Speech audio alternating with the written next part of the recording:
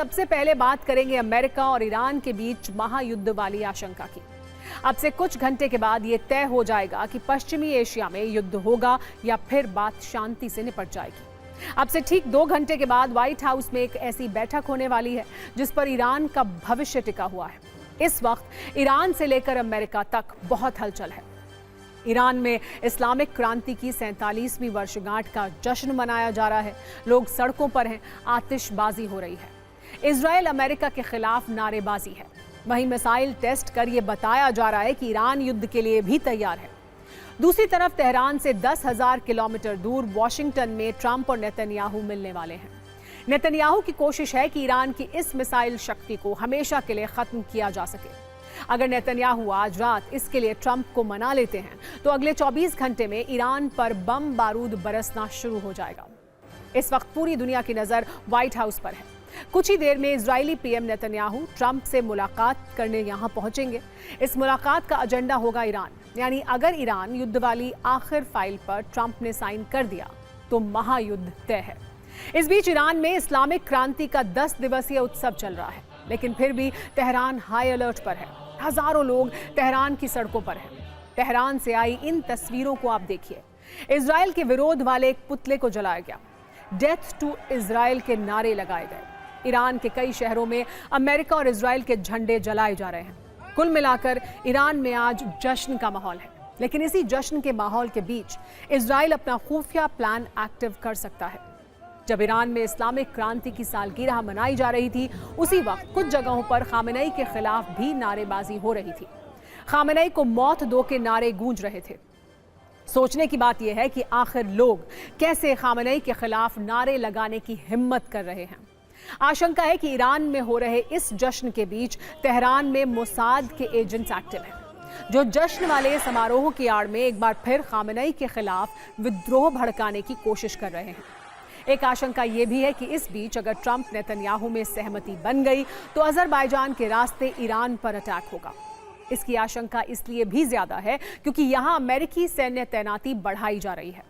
साथ ही अमेरिकी उपराष्ट्रपति जेडी वैंस अजरबैजान के दौरे पर हैं।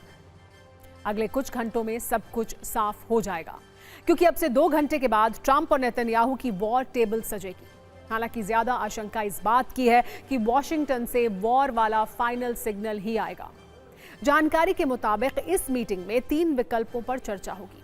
विकल्प नंबर 1 यह है कि ईरान को समझौते की एक फाइनल डेडलाइन दे दी जाए। हालांकि नेतन्याहू के तेवर इसके पक्ष में नहीं दिख रहे हैं। दूसरा विकल्प यह है कि इजराइल और अमेरिका मिलकर ईरान पर हमला करें। नेतन्याहू की कोशिश होगी कि इसी पर बात बन जाए। तीसरा विकल्प यह है कि इजराइल को ईरान पर हमले का फ्री हैंड दे दिया जाए और अमेरिका का इंतजार किए बिना इजराइल हमला कर दे। अमेरिकी विदेश मंत्री मार्को रूबियो से नेतन्याहू पहले ही मिल चुके हैं। बताया जा रहा है कि उन्होंने ईरान के मिसाइल कार्यक्रम को खत्म करने की बात कही है। वो ऐसा ही प्रस्ताव ट्रंप के सामने भी रखेंगे। समझाने की कोशिश करेंगे कि ईरानी मिसाइलों से इजराइल को खतरा है। ईरान नेतन्याहू की चाल समझ रहा है। खामेनेई के पूर्व सलाहकार ने कहा है कि राष्ट्रपति ट्रंप और नेतन्याहू अरब में महायुद्ध करवा कर रहेंगे। वैसे ट्रंप भी ये कह चुके हैं कि ईरान डील के लिए तैयार है, लेकिन अगर डील नहीं हुई तो युद्ध की भी पूरी तैयारी है। बताया जा रहा है कि अगर ईरान के खिलाफ ऑपरेशन फाइनल हुआ तो ट्रंप खामेनेई के खिलाफ वेनेजुएला के पूर्व राष्ट्रपति मादुरो जैसा ऑपरेशन कर सकते हैं। इसके लिए हर तरफ से ईरान को घेरने की तैयारी है। खबरों के मुताबिक तेहरान से सिर्फ 300 किलोमीटर दूर डेल्टा फोर्स तैनात है। आर्मेनिया अजरबैजान में अमेरिकी सैन्य तैनाती शुरू हो गई है, यानी ईरान को एक और तरफ से घेर लिया गया है। डेल्टा फोर्स की मदद के लिए स्पेशल एविएशन रेजिमेंट भी हाई अलर्ट पर है। हालांकि ईरान भी युद्ध वाली तैयारी कर रहा है। Multi layer air defence system की तैनाती की गई है। सभी अंडरग्राउंड मिसाइल सिटी पूरी तरह एक्टिव हैं। प्लान यह है कि कई मोर्चों पर एक साथ मिसाइल अटैक किया जाए। अरब सागर में भी ईरानी सेना ने अपने टारगेट लॉक कर लिए हैं। इन हमलों से बचने के लिए अमेरिका थाड और पेट्रियट जैसे डिफेंस सिस्टम तैनात कर रहा है। प्लैनेट लैब्स की सैटेलाइट तस्वीरों में साफ देखा जा सकता है कि 17 जनवरी को ली गई तस्वीरों में खाली लॉन्चर्स नजर आ रहे हैं। वहीं 25 जनवरी को ली गई सैटेलाइट तस्वीरों में लॉन्चर्स खाली नहीं बल्कि पेट्रियट मिसाइलों से लैस नजर आ रहे हैं। यानी तैयारी दोनों तरफ से पूरी है। बस इंतजार है 2 घंटे बाद होने वाले फाइनल फैसले का। अब आपको उस खबर के बारे में बताते हैं जिसकी चर्चा सोशल मीडिया से सियासत तक सबसे ज्यादा है। इसकी लोकेशन है पश्चिम बंगाल, जहां आज से मुर्शिदाबाद में न्यू बाबरी मस्जिद का निर्माण शुरू हो गया है। इसके डायरेक्टर हुमायूं कबीर आज खुद मुर्शिदाबाद में मौजूद थे। सुबह 10 बजे करीब 1200 मौलवियों की मौजूदगी में न्यू बाबरी के निर्माण से पहले कुरान की आयतें पढ़ी गईं और करीब 12 बजे निर्माण का काम शुरू कर दिया गया। लेकिन आज हम आपको पहली बार मुर्शिदाबाद की न्यू बाबरी मस्जिद का मॉडल दिखाने जा रहे हैं। अगर बंगाल के मुर्शिदाबाद में न्यू बाबरी मस्जिद बन गई तो वो कैसी दिखेगी, तस्वीर सामने आ गई है। पहली बार आप न्यू बाबरी मस्जिद का मॉडल देख रहे हैं, जिसकी तर्ज पर मुर्शिदाबाद में मस्जिद का निर्माण किया जाना है। ये हुमायूं कबीर के सपनों की वो बाबरी है जिसके दम पर वो सियासत की नींव तैयार करने में जुटे हैं। और टाइमिंग देखिए, इसी साल बंगाल में विधानसभा चुनाव भी होने हैं। उससे पहले न्यू बाबरी पर दांव लगाने का काम शुरू हो चुका है। आज बड़ी संख्या में मुस्लिम समुदाय के लोग मुर्शिदाबाद के बेलडांगा में पहुंचे थे। ये वही जगह है जहां मस्जिद के लिए खुदाई की जा रही है, जिसके लिए जनता उन्नयन पार्टी के अध्यक्ष हुमायूं कबीर ने पूरा जोर लगा दिया है। वो इसलिए क्योंकि अब इसी बाबरी के बल पर वो अपने सियासी महल को खड़ा करने का ख्वाब देख रहे हैं। वैसे वो पूरा होगा या नहीं, जवाब समय देगा। लेकिन वो तस्वीरें देखिए, जब बाबरी मस्जिद के निर्माण के लिए लोग अपने सिरों पर ईंट लेकर वहां पहुंचे, बड़ी संख्या में दान किया। तब हमारे संवाददाता ग्राउंड जीरो पर ही मौजूद थे। एक रिपोर्टर रील आप इस पर भी देखिए।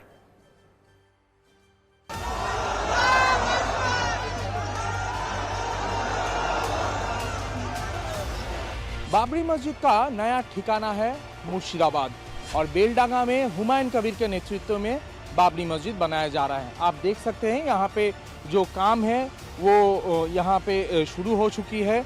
आज कुरान के आयत के पाठ से इसका जो कार्य है वो यहाँ पे शुरू होगा। पीछे यहाँ पे पैनल है, आप देख सकते हैं लोग धीरे धीरे यहाँ पे आ रहे हैं। बहुत बढ़िया लग रहा है, अच्छा लग रहा है। बाबरी मस्जिद नया बन रहा है, अच्छा लग रहा है, हमको दिल में खुश है। आपने खुद कंट्रीब्यूशन किया इसमें? हम तो आ रहे हैं, देख रहे हैं हमारा मस्जिद बन रहा है, हमको तो आना जरूरत है, धर्म के लिए आ रहे हैं। अल्हम्दुलिल्लाह बहुत खुशी। तो क्या मनसूबा थी? मनसूबत है हमारा पूरे इंडिया के अंदर ये वेस्ट बंगाल में बाबरी मस्जिद बन रहा है, इसलिए हम लोग ज़्यादा खुश है। क्योंकि इंडिया में बड़े बड़े नेता है लेकिन वो लोग बना नहीं पाया, जो हुमायूं कबीर है वो बना के दिखाया। अच्छा लग रहा है? अच्छा लगा। अच्छा लग रहा है? अच्छा लग रहा है। अच्छा लग रहा है? हाँ शांति मिल रहा है? हाँ, शांति मिल रहा है। आपको इस तरफ और एक बात दिखाना चाहते हैं। देखिए यहाँ पे बड़े बड़े जो जेसीबीज है वो यहाँ पे रखे हुए हैं और ये जो जेसीबी है ये यहाँ पे काम और भी इसको फास्ट करेंगे। ये ज़मीन जो है प्राइवेट ज़मीन है, इसके साथ सरकार का कोई संबंध नहीं है और इसके चलते ये जो जगह है इसको और भी खूबसूरत बनाया गया है। इसको पूरी तरीके से इसको घेरा गया है, हाईवे के पास काम शुरू हो गया है और आप यहाँ पे देख सकते हैं। मैं अपना कैमरामैन को बोलूँगा दिखाने के लिए यहाँ पे लोग कैसे काम कर रहे हैं और धीरे धीरे लोग यहाँ पे कैसे जुट रहे हैं वो देखिए। 4-5 यहाँ पे जेसीबी है, मिट्टी यहाँ पे उठाई गई है 2-3 दिनों में। देखिए यहाँ पे लोग भर भर के जो है ईंट ला रहे हैं। कहाँ से ईंट ला रहे हैं? भाटा से ले रहा है। भाटा से। दान करेंगे? दान करेंगे बाबरी मस्जिद पैसे से खरीदेंगे? हम आपका पैसे था। अच्छा, आप भी खरीद रहे हैं पैसे से? हाँ। कितना ईंट यहाँ से ला रहे हैं? एक पीस 10 रुपया। एक पीस 10 रुपया? हाँ, मतलब 5 पीस। 1, 2, 3, 4, 5 50 रुपया। हाँ। आप भी ऐसे हाँ, दे रहे हैं? 50। ऐसे आपका हिस्सा आप दे रहे हैं, बाबरी मस्जिद तैयार है ना? कल इस न्यू बाबरी को लेकर यूपी के सीएम योगी आदित्यनाथ ने कहा था कि कयामत तक बाबरी का सपना पूरा नहीं होगा। आज हुमायूं कबीर ने मुर्शिदाबाद से उन्हें चुनौती दी और कहा ये लखनऊ और अयोध्या नहीं बल्कि बंगाल है। हुमायूं कबीर ने न्यू बाबरी का पूरा कैलेंडर भी रिलीज कर दिया है। प्रायोजित कार्यक्रम के अनुसार आज बंगाल के मुर्शिदाबाद में मस्जिद के निर्माण का काम शुरू हो गया है। अब कल यानी 12 फरवरी को बाबरी यात्रा निकाले जाने का प्लान है। इस बाबरी यात्रा की शुरुआत सुबह 9 बजे से होगी। योजना के अनुसार ये बाबरी यात्रा करीब 235 किलोमीटर की होगी और हुमायूं कबीर ने यह दावा किया है कि 2 वर्ष के अंदर न्यू बाबरी मस्जिद का निर्माण पूरा हो जाएगा। वैसे तो मस्जिद पर करीब 300 करोड़ रुपए खर्च होने का अनुमान है, लेकिन खबर है कि फंड में अभी भारी कमी है। हालांकि हुमायूं कबीर का कहना यह है कि मस्जिद बनेगी और इसे कोई नहीं रोक सकता। अपना धर्म अपने उनके लिए जो मंदिर गिरजा चर्च जो मर्जी बना लीजिए, कोई मेरा इस्लाम के तरफ में कोई विरोध नहीं करूँगा। लेकिन मेरा इस्लाम का हक है ये अल्लाह को खुशी करने के लिए, मेरा इबादत करने के लिए ये मस्जिद बनाने का। और किसी लोग जो बोल रहा है जो बाबरी क्यों बनते हैं, ताई मेरा भारत का मुसलमान होने के तरफ, एक छोटा सा मुसलमान होने के तरफ अल्लाह को ऊपर लाखों लोग का शुक्रिया कर रहा है, जो ये मेरा जो मन का बात है ये पूरा होने जा रहा है। वो जो नया एसपी आया वो दिमाग दिखा रहा है लोगों को ऊपर, ये बाबरी मस्जिद रोकने के लिए क्या साजिश में वो जुड़ा हुआ है। इनको जवाब 14 तारीख को एसपी को 2 घंटा घिराव करके रख के इनको जवाब देंगे। आपको किसी पहले ये काम शुरू होने दीजिए। हुमायूं कबीर के बाबरी वाले इस दांव से बंगाल में न्यू बाबरी कलेश भी हो रहा है। बीजेपी कह रही है कि हुमायूं कबीर ही टीएमसी हैं क्योंकि उनका रिमोट टीएमसी के हाथ में है। कांग्रेस का कहना है कि इस मस्जिद को बीजेपी के एजेंट बनवा रहे हैं, तो टीएमसी का तर्क है कि हुमायूं की पार्टी ही बीजेपी की बी टीम है। इस सियासी लड़ाई पर हम आपको एक रील भी आइए दिखाते हैं। तो हुमायूं कबीर है ना, अभी इलेक्शन के पहले भाजपा यहाँ पर थोड़ा ये जो है ये पॉलिटिक्स में वो थोड़ा 2-3 बी टीम, सी टीम, डी टीम खड़ा कर देने का कोशिश कर रहा है। इसका ये सब पुतला है, इसका ओरिजिनल जो कंट्रोल है ये सब कंट्रोल दिल्ली से होता है। हुमायूं कबीर कौन है? हुमायूं कबीर तृणमूल है, तृणमूल ही हुमायूं कबीर है, हुमायूं कबीर ही तृणमूल है। ये तृणमूल कांग्रेस का प्लान की है, वो पीछे का दरवाजे से हुमायूं कबीर से कुछ मुसलमान के वोट लेकर सत्ता पे आना चाहते हैं। बीजेपी बनवा रही है, बीजेपी के पिट्ठू बना रहे हैं, दोनों मिलकर के नूरा कुश्ती खेलेंगे और लोगों को नफरत की आग में झोंक देंगे। इसके अलावा कुछ भी नहीं हो रहा है। ये बीजेपी का एजेंट है, बीजेपी से चुनाव लड़ा था 2019 में। इसे बाबरी मस्जिद की शहादत याद नहीं आई थी जब ये बीजेपी का झंडा लेके चुनाव लड़ रहा था। अब जो ये भारत है ना, भारत में अब्दुल कलाम की सोच चल सकती है, अब्दुल हमीद और उस्मान, ब्रिगेडियर उस्मान की सोच चल सकती है, ये बाबर की कहाँ चल सकती है? बाबर की हैसियत तो हमारे वहाँ के जो टहलने वाले आवारा किस्म के जानवर हैं उनसे भी नहीं है। वो तो भाजपा का आदमी है हुमायूं कबीर। ये भारतीय जनता पार्टी द्वारा प्रायोजित कार्यक्रम है। इस देश के मुसलमानों को भी इस बात को समझ लेना चाहिए और हिंदुओं को भी समझ लेना चाहिए। और उस बाबरी मस्जिद के निर्माण के नाम पे ललकारी ललकारा चलेगी। वो उधर से कहेंगे हम तुम्हें बनने नहीं दे, आज अब मैदान में देख लूंगा, तुझे काट दिया जाएगा। तो बिल्कुल गलत है। हमको लगता है कि कोई भी किसी भी पक्ष से हो, कोई भी ऐसा मुद्दा नहीं उठाना चाहिए जो इससे माहौल देश में खराब हो। मस्जिद पर बंगाल में काफी बवाल है। वैसे राजनीतिक बवाल दिल्ली में भी है और वजह है सरकार पर बहुत ही गंभीर आरोप, देश बेचने का आरोप। लोकसभा में आज बजट पर चर्चा हो रही थी जिसमें नेता प्रतिपक्ष राहुल गांधी ने सरकार पर कई तीखे हमले किए। अपने करीब 50 मिनट के भाषण में राहुल गांधी ने सरकार पर सबसे बड़ा आरोप लगाते हुए कहा कि सरकार ने देश बेच दिया। राहुल गांधी ने कहा कि केंद्र सरकार ने भारत को बेच दिया है। आपने हमारी मां भारत माता को बेच दिया है। क्या आपको भारत माता को बेचने में शर्म नहीं आती? ये 3 बातें आज सरकार पर सबसे बड़े हमले थे। राहुल गांधी का ये बयान सरकार को काफी चुभा। थोड़ी नोकझोंक भी हुई, लेकिन राहुल गांधी रुके नहीं और उन्होंने भारत और अमेरिका की ट्रेड डील के बहाने सरकार पर 360 डिग्री यानी चारों तरफ से हमला किया। राहुल गांधी ने आज 5 बड़ी बातें कही। उन्होंने दावा किया कि भारत अमेरिका ट्रेड डील पूरी तरह से सरेंडर मोड है। केंद्र ने गरीब किसानों को कुचलने का रास्ता खोल दिया है। अमेरिकी शर्त किसानों के सामने तूफान की तरह है। अमेरिका सुपर पावर बने रहने के लिए भारतीय डेटा चाहता है। पीएम मोदी पर दबाव है और वो दबाव में काम कर रहे हैं। कुल मिलाकर राहुल गांधी आज किसी भी स्तर पर सरकार को बख्शने के मूड में नहीं दिख रहे थे। हालांकि सरकार की तरफ से किरण रिजिजू ने भी जवाब दिया और ये कहा कि कोई माई का लाल देश नहीं बेच सकता है। I am saying that you have sold India. Are you not ashamed of selling India? Do you have no shame of selling India? You have sold our mother, Bharat Mata. Do you have no shame? The interesting thing is that I know that the Prime Minister would not sell India under normal circumstances. He has sold India because they are choking him. They've got a grip on his neck. PM की आंख में डर दिखता है. In a turbulent world, all its software engineers have been sold out. Its small and medium businesses have been sold out. And most importantly, our forces and our energy security has been sold out. First time in Indian history, Our farmers are facing a storm. Open the door to crush our poor farmers. It is disgraceful. At the center of our defense budget is a choke applied by Mr. Adani. ये जो हुआ है sir, ये पूरा surrender है. And it is a tragedy because it is a surrender not just of the Prime Minister. He has surrendered the future of 1.5 billion Indians. And he has surrendered the future because he wants to protect the BJP's financial architecture on which there is a case in the United States. Rahul Gandhi के भाषण के दौरान एक मुद्दे ने काफी तनाव बढ़ाया। राहुल गांधी ने एप्स्टीन फाइल्स और अडानी पर अमेरिका में चल रहे केस का जिक्र किया। राहुल गांधी ने कहा कि अडानी पर चल रहा केस दरअसल मोदी पर है, इसके जरिए फाइनेंशियल स्ट्रक्चर टूटेगा। इस पर केंद्रीय मंत्री किरण रिजिजू ने उन्हें टोका और ये कहा कि आपने जो भी कहा है उसे साबित कीजिए, नहीं तो आपकी बात सदन के रिकॉर्ड पर नहीं जानी चाहिए। इस पर राहुल गांधी ने कहा कि अभी देता हूं, तुरंत सारे सबूत देता हूं। हालांकि चेयर की तरफ से राहुल को टोका गया। उन्होंने कहा कि मैंने तो सबूत मांगा ही नहीं है, आप बोलते रहिए, बाद में साबित कर दीजिएगा। दो चीजें हैं सर, एक सर एप्स्टीन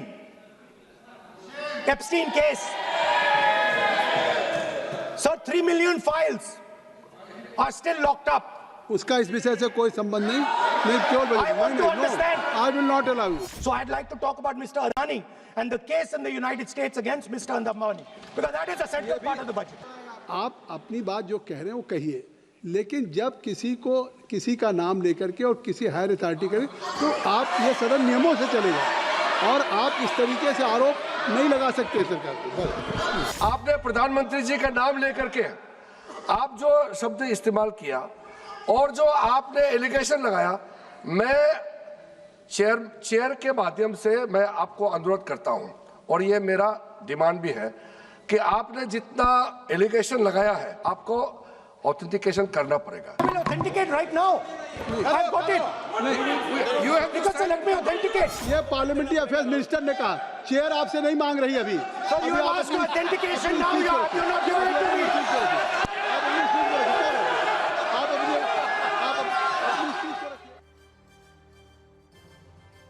ये मामला यही नहीं रुका है। राहुल गांधी ने एप्स्टीन फाइल्स के साथ केंद्रीय मंत्री हरदीप पुरी का भी जिक्र किया, जिस पर सरकार को सबसे ज्यादा आपत्ति हुई। संसदीय मामलों के मंत्री किरण रिजिजू कह रहे हैं कि राहुल गांधी के खिलाफ विशेषाधिकार हनन का नोटिस दिया जाएगा, जबकि राहुल गांधी का कहना है कि वो अपनी बात पर कायम है। सदन के अंदर की ये लड़ाई बाहर भी आई। जब बीजेपी नेता राहुल गांधी के भाषण पर बयान दे रहे थे तो राहुल गांधी उनके पास पहुंच गए और कहा कि आइए हम मिलकर साबित करते हैं कि देश कैसे बेचा गया। राहुल गांधी के पहुंचते ही बीजेपी नेता और केंद्रीय मंत्री वहां से चले गए। इस दृश्य की भी काफी चर्चा है। राहुल गांधी के भाषण के बाद उन पर हमलों की स्पीड बढ़ गई है। केंद्रीय मंत्री हरदीप पुरी ने कहा कि राहुल गांधी झूठे आरोप लगा रहे हैं, उनका एप्स्टीन से कोई लेना देना नहीं है। I'll also come and say hello. Yes, sir. Come, let's stand together.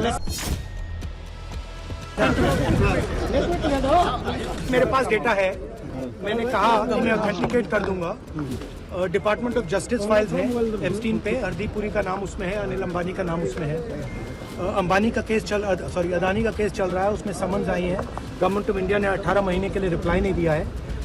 Direct pressure है प्राइम मिनिस्टर, वो सब जानते हैं। We are talking about the period 2009 May when I joined as India's ambassador to the UN in New York, and when I became a minister in 2017, 8 years ही हो गए ना, then there are references to possibly 3 or 4 meetings in 8 years. My boss in the IPI, Mr. Terry Rod Larson, was the person who knew this particular infamous person, Mr. Epstein, and it is as part of a delegation of the IPI or the ICM that I met Mr. Epstein. नियमों की अवहेलना कर बिना किसी सबूत के बेबुनियाद बातें करते हैं राहुल गांधी, इनकी हम पूरी भर्त्सना करते हैं। एक ही बात कहेंगे, राहुल जी आप विपक्ष के नेता हैं, अपनी क्षमता से हैं या परिवार से हैं वो देश जानता है, कुछ तो जिम्मेवार बनिए। किसी के ऊपर वो एलिगेशन लगाते हैं तो यस टू ऑथेंटिकेट। ये ऑथेंटिकेट करने के लिए मैं ऑथेंटिकेट करता हूँ, ये बोलने से ऑथेंटिकेशन नहीं होता है। इनको ऑथेंटिकेशन का अर्थ भी समझ नहीं है, रूल का भी अर्थ का समझ नहीं है, इसलिए कुछ भी बोलते हैं।